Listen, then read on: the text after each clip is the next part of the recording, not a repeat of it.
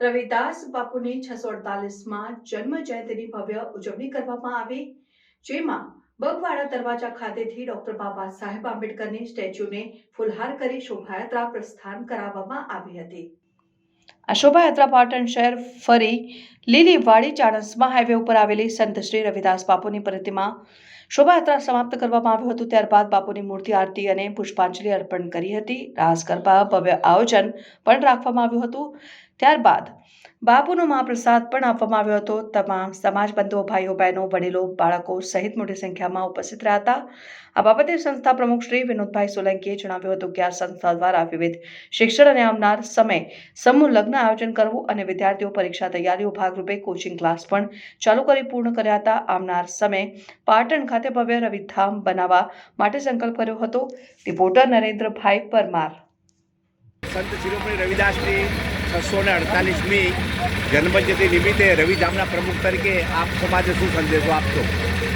આજે તારીખ 12/2/2025ના રોજ સંત શિરોમણી શ્રી રવિદાસ બાપુની 648મી જન્મજયંતિની સૌ પ્રથમ તો સમગ્ર ભારતના દેશવાસીઓને હાર્દિક શુભકામનાઓ પાઠવું છું।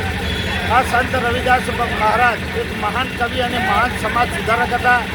એમને જાતિવાદમાંથી બહાર નીકળવાનો એક સંદેશો પાઠવ્યો હતો।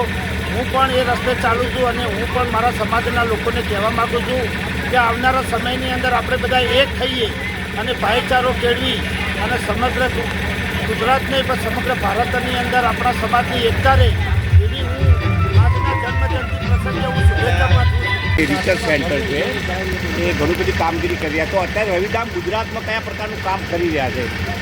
હાલમાં આપણે હમણાં એક કોચિંગ ક્લાસ કર્યો આપણે સમગ્ર પાટણ જિલ્લાની અંદર જે બેરોજગાર યુવાન અને યુવતીઓ છે તેમને શિક્ષણ મળે અને રોજગારીની તકો ઊભી થાય એ માટે તાજેતરમાં જ આપણે કોચિંગ ક્લાસ કર્યો હતો અને હમણાં જ સંપન્ન કરવામાં આવે છે। આવનારા સમયની અંદર પણ શિક્ષણના ઘણા બધા કાર્યક્રમો કરવામાં આવશે। ટૂંક સમયની અંદર રવિદાસ સંસ્થા તરફથી સમૂહ લગ્નનું પણ આયોજન કરવામાં આવે છે અને આ રવિદાસ બાપુની પ્રતિમા પણ રવિધામ પરિવારે મૂકી છે। આવનારા સમયની અંદર રવિધામ બનાવવાનું મિશન પણ હાથમાં લેવાનું છે।